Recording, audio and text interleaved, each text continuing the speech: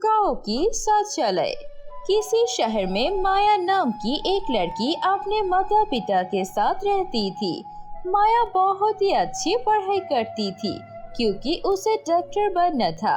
माया के माता पिता भी माया को डॉक्टर बनाना चाहते थे।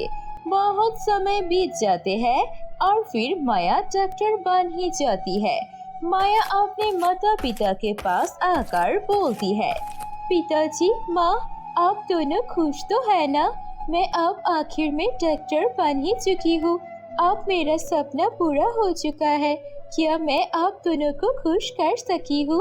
आप दोनों खुश है ना? अगर आपकी कोई और ख्वाहिश है तो मुझे बता दीजिए, क्योंकि मैं आप दोनों की हर ख्वाहिश पूरी करना चाहती हूँ। देखो बेटी, तुम्हें डॉक्टर बनाना हमारी जिंदगी की सबसे बड़ी ख्वाहिश थी, लेकिन हमारी एक और ख्वाहिश है। हम इसलिए तुम्हें डॉक्टर बनाना चाहते थे ताकि तुम हमारी गांव जाकर लोगों की मदद कर सको। हमारी गांव में एक अच्छी डॉक्टर की कमी है। हम चाहते हैं कि तुम गरीब लोगों की मदद करो। पैसे की चिंता मत करो, वो कमाने के लिए तुम्हारे पापा अभी जिंदा है। तुम बस गाँव जाओ और उन लोगों की मदद करो। हाँ बेटा, हम यही चाहते हैं कि तुम गांव जाकर हमारा गांव के लोगों की सेवा करो। हमारे गांव के लोग बहुत अच्छे हैं, लेकिन उनके पास अच्छा डॉक्टर ना होने की वजह से वो लोग बहुत बीमार रहते हैं। अगर मैं डॉक्टर होता तो मैं भी वहाँ पर जाता और उनके मदद करता, लेकिन मैं डॉक्टर नहीं बन सका। इसीलिए तुम हम दोनों की सपना पूरा करो। माया अपने माँ बाबा से विदाई लेके गांव चली जाती है। माया के माता पिता की गांव बहुत ही दूर थी। किसी छोटे से शहर की एक छोटी सी कोने में एक गांव थी। उस गांव का नाम था कृष्णा नगर। माया जब उस गांव में जाती है तो सभी लोग माया का बहुत अच्छे से स्वागत करती है। उस गांव की एक पंचायत था। माया जब पहले जाती है तो पंचायत आकर उसे अपने घर लेकर जाती है, उसे अच्छे से खिलाती है। उस पंचायत की एक बेटा था। उस बेटा का नाम था राज। राज भी शहर से पढ़ लिख कर आया था और वो भी गांव के लिए कुछ अच्छा करना चाहता था, लेकिन राज को समझ नहीं आता है कि वो कैसे गांव के लिए कुछ अच्छा करे। अगले दिन सुबह उठकर माया पंचायत को बोलती है, मुझे शौचालय जाना है, जरा दिखा दीजिए कि आप लोग कहाँ शौचालय करते हैं। मुझे शौचालय इस्तेमाल करने की जरूरत है। राज बेटा, इधर आओ, जरा डॉक्टर को शौचालय दिखा दो। उसके बाद राज माया को लेकर बहुत दूर चलता है। अरे शौचालय कहाँ है? इतनी दूर क्यों है? कब से चल रही हूँ, लेकिन शौचालय तो नहीं मिल रही है। देखिए डॉक्टर मैडम, हमारे इस गांव में कोई शौचालय नहीं है। मैंने कितनी बार कहा है, लेकिन कोई भी मेरा बात नहीं सुनता है। इसलिए आपको इस खेत में ही शौचालय समझ के संदर्श करना पड़ेगा। ये देखिए, यहाँ पर कुछ लोग संदर्श कर रही है और इस तरफ औरत बैठते हैं। जाइए और वहाँ पर संदेह कर लीजिए। ये कैसे बकवास बातें कर रही है? आप लोग क्या अभी भी पुराने जमाने में रहते हो? अब तक आप लोगों के गांव में कोई शौचालय कैसे नहीं है? और मैं ये खुले में शौच नहीं कर सकती। ये बिल्कुल असंभव है। क्या इस गांव में कहीं और कोई शौचालय नहीं है? एक शौचालय है, लेकिन वो बहुत दूर है। आपको तब तक चल के जाना पड़ेगा। कोई बात नहीं, मुझे वहीं लेकर चलो। राज बहुत दूर एक शौचालय में माया को लेके जाती है। उस शौचालय में बहुत सारे लोगों की लाइन थी और बहुत बदबू भी आ रही थी।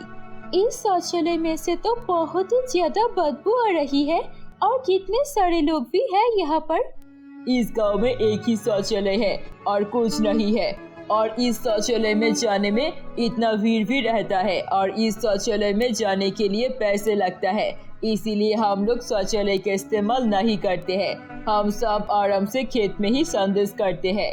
मुझे तो जल्दी ही शौचालय में जाना पड़ेगा। अब क्या करूं?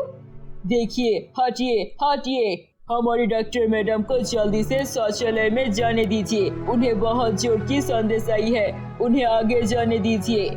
माया शर्म से लाल हो जाती है, लेकिन और कर भी क्या सकती थी। माया वो शौचालय इस्तेमाल करके राज के साथ गाँव वापस आने लगती है। तभी रास्ते में उन दोनों की कुछ बातें होती है। राज, क्या इस गाँव में किसी के घर में भी शौचालय नहीं है? नहीं डॉक्टर मैडम, कोई भी शौचालय इस्तेमाल नहीं करता है। गांव के लोगों के पास इतना पैसा भी नहीं है कि वो घर घर में शौचालय बना सके। उसके बाद माया अपने हॉस्पिटल जाती है।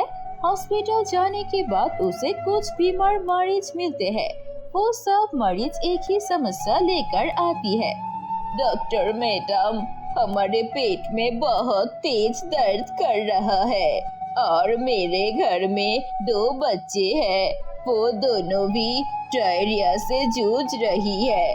आप हमें जल्दी से कोई दवाई दे दीजिए जिससे खा के मेरा पेट दर्द और मेरा बच्चा भी ठीक हो जाए। आपको दवाई दे दूंगी, लेकिन पहले ये बताइए, क्या आपके घर में कोई शौचालय है या फिर आप शौचालय इस्तेमाल करके साबुन से हाथ धोते हैं? मैं यहाँ पर आई हूँ अपनी समस्या लेकर और आप मुझे दवाई देने की वजह मैं संदेश कहा करती हूँ ये सब पूछ रही है। अब कैसे डॉक्टर हो? आप डॉक्टर हो या फिर नकली हो? ऐसा बोल के औरत गुस्सा होके वहाँ से चली जाती है। माया को सब कुछ समझ में आ जाता है। माया राज को बुलाती है और बोलती है, सुनो राज, तुम्हें मेरी मदद करनी पड़ेगी। मैंने पता कर लिया है कि इस गांव के लोग इतना बीमार क्यों रहते हैं।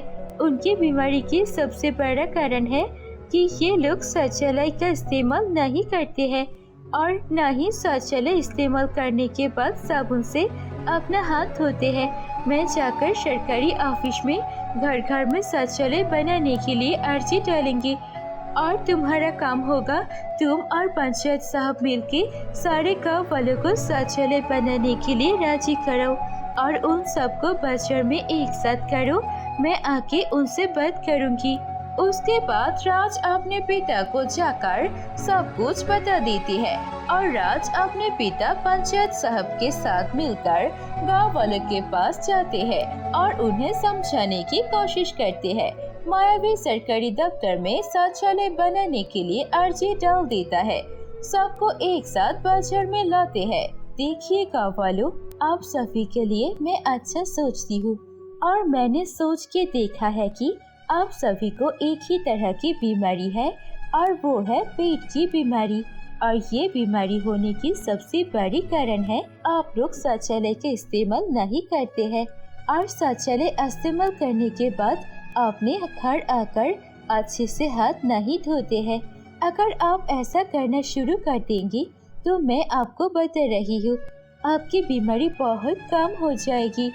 माया डॉक्टर की बात सुनकर सभी गाँव वाले समझने लगते हैं। कुछ दिनों बाद सरकारी लोग उस गांव में आते हैं और सभी जगह पर शौचालय बना देती है और धीरे धीरे कृष्णा नगर गाँव से बीमारी भी कम हो जाती है। काजल को राज बहुत पसंद आता है, इसलिए वो दोनों अपने माता पिता की मर्जी से शादी कर लेते हैं और माया हमेशा के लिए राज के साथ उस गांव में रहने लगती है क्योंकि माया को उस गांव के लोगों से प्यार हो जाता है। गांव के सारे लोग बहुत ही ज्यादा सरल और अच्छे थे। ऐसे ही अब सभी गाँव वाले एक सुखी और स्वस्थ जीवन बिताती है। तो दोस्तों, कैसी लगी आपको हमारी ये कहानी? अच्छी लगी है तो इसे लाइक कीजिए, कमेंट करके हमें बताइए आपको कहानी कैसी लगी और अपने दोस्तों के साथ भी शेयर कीजिए ये कहानी। अगर ऐसी और कहानी देखनी है तो प्लीज सब्सक्राइब कीजिए हमारे चैनल पर। हम ऐसे मजेदार कहानियाँ और लाएंगे।